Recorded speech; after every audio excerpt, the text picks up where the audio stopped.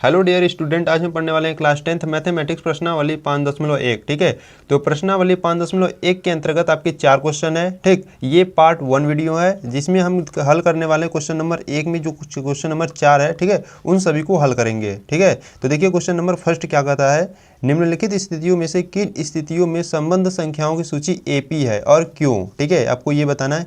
AP का मतलब arithmetic progression यानी कि समांतर श्रेणी। आपको बताना है कि कौन सा समांतर श्रेणी है और कौन सा नहीं है। ठीक है, तो क्वेश्चन नंबर यहाँ पे देखिए फर्स्ट का फर्स्ट, प्रत्येक किलोमीटर के बाद का टैक्सी का किराया जबकि प्रथम किलोमीटर के लिए किराया 15 रुपये है। देखिए, प्रथम किलोमीटर लेकर जाता है तो 15 रुपये लेता है और उसके बाद किराया और प्रत्येक अतिरिक्त किलोमीटर के लिए किराया 8 रुपये है। यानी कि जब 15 रुपये लेता है 1 किलोमीटर का, जब उसके बाद 1 किलोमीटर जाता है तो कितने रुपये लेता है, 8 रुपये। इसी प्रकार से चलता जाता है। ठीक है, तो चलो देखते हैं कैसे हल करते हैं इसे क्वेश्चन नंबर फर्स्ट को। तो यहाँ हम हल करने वाले हैं क्वेश्चन नंबर फर्स्ट को। ठीक है, तो देखिए पहले हम क्या लिखेंगे, प्रथम किलोमीटर किराया कितना था, 15 रुपये। ठीक है, तो यहाँ से हम लिखते हैं प्रश्नानुसार दिया है,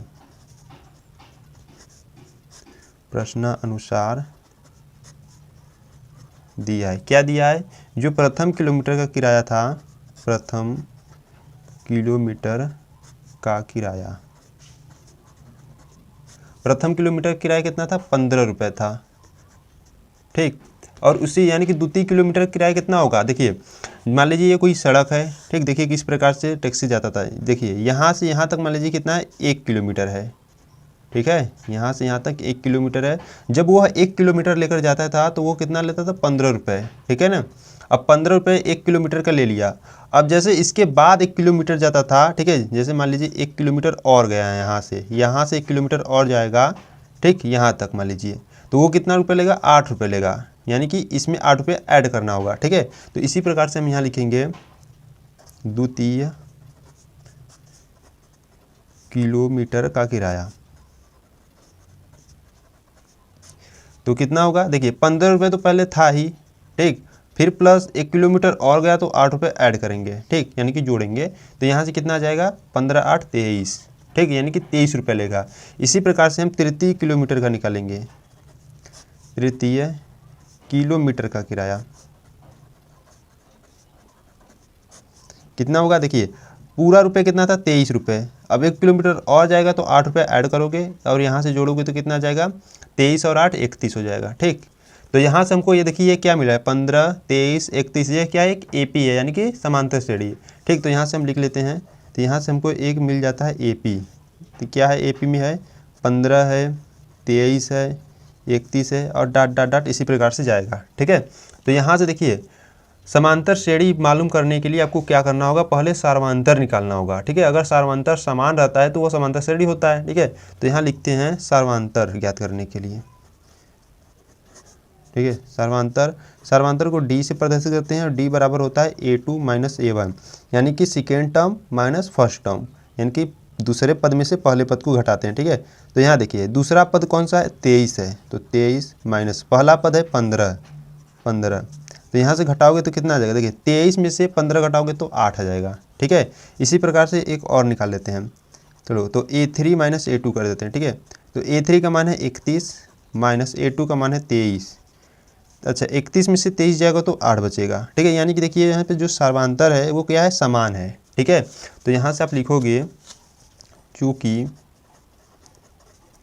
सार्वंतर समान है इसीलिए यह एक समांतर श्रेणी है।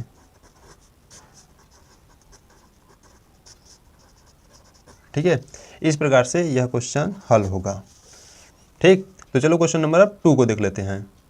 तो क्वेश्चन नंबर 2 की बात करें तो देखिए क्या कर रहा है, किसी बेलन यानी सिलेंडर में उपस्थित हवा की मात्रा जबकि वायु निकालने वाला पंप प्रत्येक बार बेलन की शेष हवा का 1/4 भाग बाहर निकाल देता है। ठीक है, देखिए ये आपका जो क्वेश्चन है IMP है। ठीक है, इसलिए इसे ध्यान से देखिएगा कैसे हल होगा। ठीक है, चलो हल करते हैं इसे। तो यहाँ देख लीजिए क्वेश्चन नंबर हम 2 को हल करने वाले हैं। ठीक, तो यहाँ क्वेश्चन नंबर 2 ना लेते हैं। ठीक, तो देखिए जो बेलन में उपस्थित हवा की मात्रा है वो हमको मालूम नहीं है। ठीक है, तो वहाँ पर हम मान लेते हैं हवा की मात्रा को पहले। ठीक है, तो यहाँ हम लिखते हैं माना बेलन में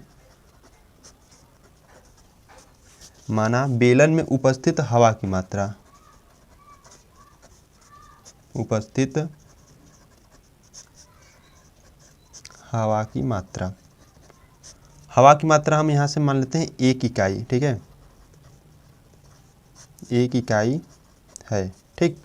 तो देखिए अगर हम बात करें यहाँ पर केस फर्स्ट की, ठीक, केस फर्स्ट के लिए बात करें तो प्रश्न करा था, ठीक है, प्रश्न को फिर से पढ़ते हैं। देखिए प्रश्न करा था कि किसी बेलन में उपस्थित हवा की जो मात्रा है, जबकि वायु निकालने वाला पंप प्रत्येक बार, यहाँ पे ध्यान से सुनिएगा, प्रत्येक बार बेलन की शेष हवा का 1/4 बाहर निकाल देता है, ठीक है। तो शेष हवा का 1/4 बाहर निकालता है, ठीक। तो यहाँ हम जो बेलन में उपस्थित हवा की मात्रा कितनी, 1 है, ठीक। तो यहाँ केस फर्स्ट में क्या होगा, 1 होगा, ठीक। इसी प्रकार अगर हम केस 2 की बात करें, केस 2 की बात करें तो यहाँ देखिए शेष हवा कितनी है, 1 है, ठीक, 1 है। अब 1 में से क्या कर रहा था, शेष हवा का, देखिए यहाँ पे ध्यान दीजिएगा, प्रश्न में है शेष हवा का 1/4, प्रश्न में ये करा है, ठीक। और इस का के स्थान पर हम क्या लिखते हैं, गुणा होता है, ठीक है। तो शेष हवा है 1, देखिए मतलब कि जो मात्रा थी इकाई 1 थी, ठीक है। फिर यहाँ से बाहर निकल रहा है तो माइनस करेंगे, और शेष हवा 1 थी और गुणे 1/4 बाहर निकाल दे रहा है, ठीक है। तो इसे हल कीजिए, 1 माइनस गुणा करोगे तो 1/4 आएगा। अब इसे हल करिए, देखिए 4 एकम 4, 4 में से 1 जाएगा तो 3/4 हो जाएगा, ठीक है। यहाँ पर केस 2 के जो है 3/4 आंसर, ठीक है। इसी प्रकार से हम केस 3 निकाल लेते हैं। केस 3 की बात करें तो देखिए यहाँ पर अब कुल हवा की जो मात्रा कितनी है, 3/4 है, ठीक है। तो यहाँ लिखेंगे हम 3/4, फिर माइनस करेंगे, माइनस कितना करेंगे, शेष हवा का 1/4, तो शेष हवा है 3/4, तो 3/4 गुणे कितना, 1/4 इक्वल टू, यहाँ से हल करेंगे तो 3/4 माइनस 3 एकम 3 और बट्टे में हल करेंगे तो 16, यहाँ से लसा ले लेंगे 16 आ जाएगा, ठीक है। तो यहाँ से देखिए 4 से काटोगे तो 4 बारी में कटेगा और 4 3 12 माइनस 3 इक्वल टू, देखिए 12 में से 3 जाएगा तो 9/16, ठीक है। तो यहाँ से हमको क्या मिला, एक समांतर श्रेणी मिला है, 1 3/4 9/16, ठीक है। तो यहाँ से हम लिखेंगे AP, हमको AP क्या मिला, 1 मिला, 3/4 और 9/16, और अपना निकाल सकते थे, केस 4 निकाल सकते थे इसी प्रकार से, ठीक है। तो और निकाल सकते हो, ठीक है। तो हम 3 से निकालेंगे और इसी में चेक कर लेंगे, ठीक है। तो यहाँ से हम सर्वांतर निकालते हैं। अब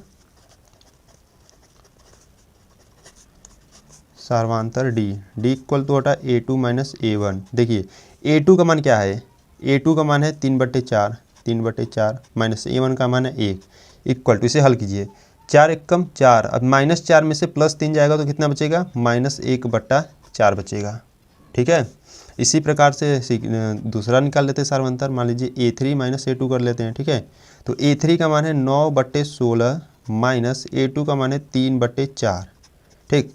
तो लसा ले लोगे यहाँ से 16 का, और 16 है तो यहाँ पे 16 एकम 16 9 आ जाएगा, माइनस 4 चौका 16, 4 बारी में कटा, 4 का गुणा 3 में करोगे तो 12, यहाँ से हल करोगे तो कितना आ जाएगा, -3/16, ठीक है।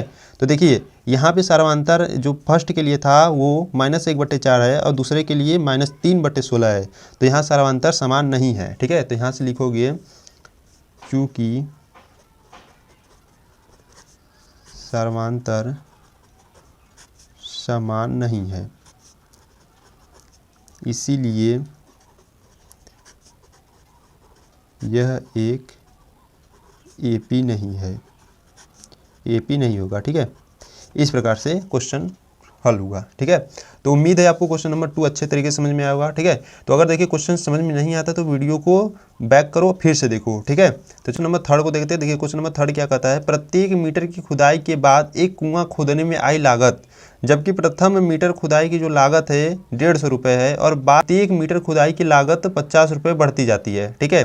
प्रश्न के कहने का मतलब यह है, एक कुआं खोदा जा रहा है, ठीक है, और प्रथम मीटर की खुदाई की जो लागत है, यानी कि जब प्रथम 1 मीटर खुदाई होती है तो उसको 150 रुपये देने पड़ते हैं, ठीक। और बाद में एक मीटर जैसे खोदता है तो वो 50 रुपये बढ़ता जाता है, ठीक है। तो चलो हल करते हैं क्वेश्चन नंबर 3 को। तो क्वेश्चन नंबर 3 क्या कहता है कि मान लीजिए आपकी कुआं है, ठीक है, यहाँ से एक कुआं बना लेते हैं यहाँ से, ठीक है। ये क्या है, कुआं है मान लीजिए, ठीक। और यहाँ से क्या है, एक यहाँ से मान लीजिए पृथ्वी है, ठीक, और कुआं अंदर ही खोदा जाता है, ठीक। तो यहाँ से देखिए क्या है, जब 1 मीटर खोदता है, ठीक, यहाँ से यहाँ तक जब 1 मीटर खोदता है तो उसे कितने रुपए देने पड़ते हैं, 150 रुपये देने पड़ते थे, ठीक है। अब इसके बाद एक मतलब 1 मीटर खोदता था, ठीक है, इसके बाद 1 मीटर खोदेगा तो कितना रुपये देना पड़ेगा, 150 रुपये तो देगा ही, 50 रुपये और बढ़ा देगा, ठीक है। तो 150 तो देगा ही प्लस 50 रुपये और बढ़ा देगा, तो कितना हो जाएगा यहाँ पे 200 रुपये हो जाएगा, ठीक। इस प्रकार से जब तीसरा मीटर खोदने वाला था तो 200 रुपये तो देगा ही, ठीक, प्लस 50 रुपये और बढ़ा देगा, तो कितना हो जाएगा यहाँ पे 250 हो जाएगा, ठीक है। इतना काफ़ी हम लोग के लिए। तो देखिए यहाँ से क्या मिल रहा है, यहाँ पे 150, 200, 250, यहाँ से क्या है, एक समांतर श्रेणी यानी कि एपी मिल रहा है, ठीक है। तो यहाँ से हम मान लेते हैं जो दिया है पहले हम लिख लेते हैं, ठीक है। तो यहाँ लिखेंगे हम प्रश्नानुसार दिया है, प्रश्नानुसार दिया है, क्या दिया है, जो प्रथम मीटर की जो लागत है, ठीक है, प्रथम मीटर की लागत, प्रथम मीटर की लागत, प्रथम मीटर की जो लागत है वो कितनी है, 150 रुपये है, ठीक। इसी प्रकार से अगर हम बात करें दूसरे मीटर की लागत, दूसरे मीटर की लागत, दूसरे मीटर की लागत बात करें, देखिए यहाँ से यहाँ तक 1 मीटर खोदा तो 150 रुपये दिया, ठीक है। इसी प्रकार से जब यहाँ से यहाँ तक खोदा तो 1 मीटर और खोदा तो 150 रुपये और देने पड़े, ठीक है। तो यहाँ से 150 प्रथम मीटर की लागत है, प्लस अब 1 मीटर और खोदा तो 50 रुपये और बढ़ाना पड़ा, ठीक है। तो यहाँ से कितना हो गया, 200 रुपये हो गया, ठीक। तो इसी प्रकार से तीसरे मीटर की लागत, तीसरे मीटर की लागत, ठीक। तो 200 रुपये पूरे हो गए थे, तो 200 प्लस 50 और जोड़ना पड़ेगा, तो यहाँ से हो जाएगा 250, ठीक, यानी कितने हो गए 250 रुपये, ठीक। तो यहाँ से हमको एक एपी मिल जा रहा है। एपी किस प्रकार से मिलेगा, यहाँ पे देखिए 150 और यहाँ से हो जाएगा 200 और यहाँ से 250, डाट डाट इस प्रकार से जाते रहेगा, ठीक है। तो यहाँ अगर बात करें, देखिए अब यहाँ पर हम क्या करेंगे, अब यहाँ पर हम सर्वांतर ज्ञात करेंगे, ठीक है। तो सर्वांतर के लिए देखते हैं हम, अगर सर्वांतर समान आएगा तो ये क्या होगा, एक समांतर श्रेणी होगा, अगर नहीं आएगा तो नहीं होगा, ठीक है। तो सर्वांतर की बात करते हैं, सर्वांतर D = A2 - A1, ठीक है। तो यहाँ पे देखिए A2 का मान है यहाँ पर 200 रुपये माइनस A1 का मान है 150 रुपये इक्वल टू 200 में से 150 जाएगा तो कितना बचेगा 50 रुपये, ठीक है। और इसी प्रकार से एक और निकाल लेते हैं, देखिए A3 में से A2 घटा देते हैं, ठीक। तो A3 का मान है यहाँ पर 250 रुपये माइनस और A3 का मान है 250 और यहाँ पर A2 का मान है 200, घटाओगे तो कितना आ जाएगा 50, यानी कि यहाँ पर क्या है, जो सर्वांतर है समान है, ठीक है। तो यहाँ पे लिखोगे आप, चूँकि सर्वांतर समान है इसीलिए यह एक समांतर श्रेणी है, ठीक है। ये आंसर हो जाएगा, ठीक। तो क्वेश्चन नंबर 3 यहाँ पर समाप्त हो रहा है, ठीक है। तो क्वेश्चन नंबर चलो 4 को देखते हैं। तो क्वेश्चन नंबर यहाँ पर 3 कंप्लीट होता है, ठीक है। तो चलो क्वेश्चन नंबर 4 को देख लेते हैं। 4 की बात करें तो क्वेश्चन नंबर 4 क्या कहता है, खाते में प्रत्येक वर्ष का मिश्र धन जबकि 10,000 रुपये की राशि 8% वार्षिक दर की दर से चक्रवृद्धि ब्याज पर जमा की जाती है, ठीक है। तो देखिए यहाँ पर हमको क्या ज्ञात करना है, यहाँ पर एक समांतर श्रेणी हमको मालूम करना है कि है कि नहीं। तो हम यहाँ पर क्या करेंगे, देखिए यहाँ पर दिया है प्रथम वर्ष की जो राशि है यहाँ पर 10,000 रुपये है, ठीक है, और दर आपको दे दिया 8%। तो हम यहाँ ज्ञात करेंगे, ब्याज ज्ञात करेंगे, ठीक है। इसी प्रकार से दूसरे वर्ष की राशि मिलेगी हमको और उसका ब्याज ज्ञात करेंगे, ठीक है। तो चलो देखते हैं कैसे हल होता है क्वेश्चन नंबर 4, ठीक। तो हम यहाँ हल करने वाले हैं क्वेश्चन नंबर 4 को, ठीक है। तो देखिए पहले जो दिया है उसे लिख लेते हैं, ठीक है। तो यहाँ पे देखिए प्रश्नानुसार दिया है, प्रश्नानुसार दिया है, क्या क्या दिया है, पहले वर्ष की राशि हमको दे दी है, ठीक है। तो यहाँ से लिखते हैं पहले वर्ष की राशि,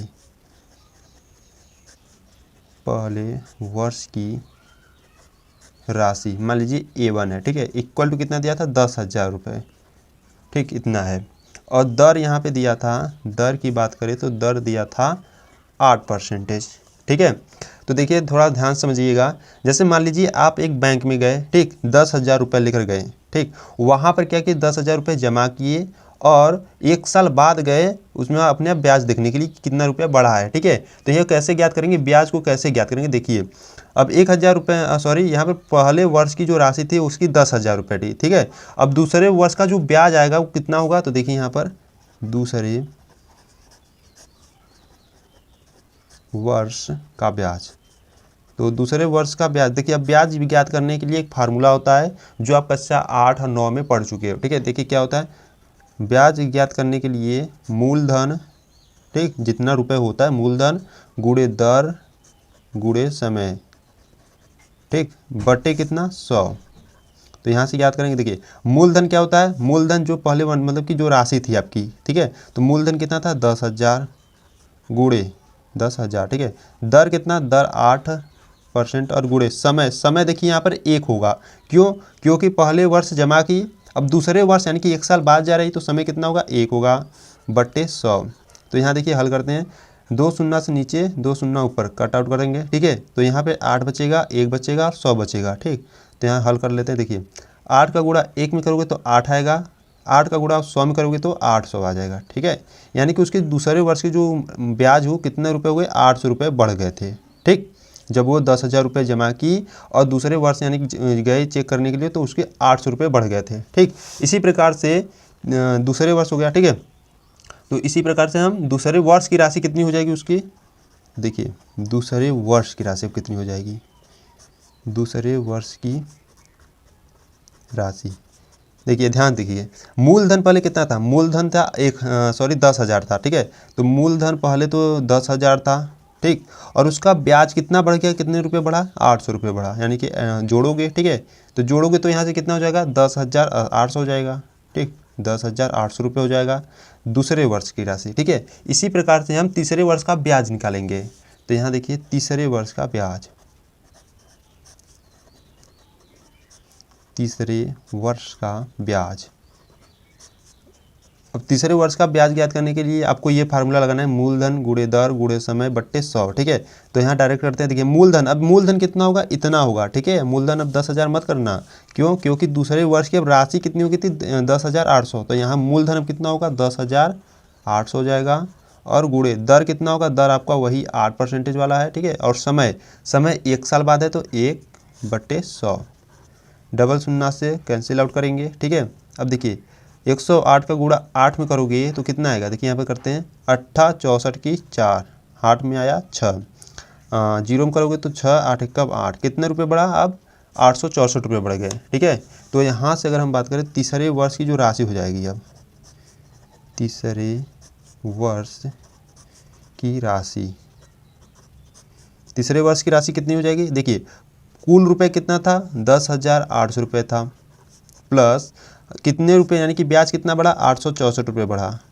तो जोड़ोगे तो कितना हो जाएगा, देखिए यहाँ से जोड़ोगे तो यहाँ पे देखिए हो जाएगा यहाँ से 11,664। ठीक, हाँ ठीक है 11,664। तो यहाँ से देखिए हमको क्या मिल रहा है, अगर हम बात करें, देखिए प्रथम यानी कि पहले वर्ष की जो राशि थी कितनी थी 10,000, A1 मिल गया।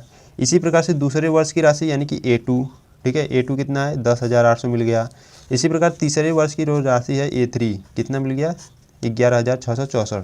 तो यहाँ से हमको एक AP मिल गया, क्या, पहला 10,000, इसके बाद 10,800, फिर इसके बाद 11,664, यानी कि इसी प्रकार जाएगा।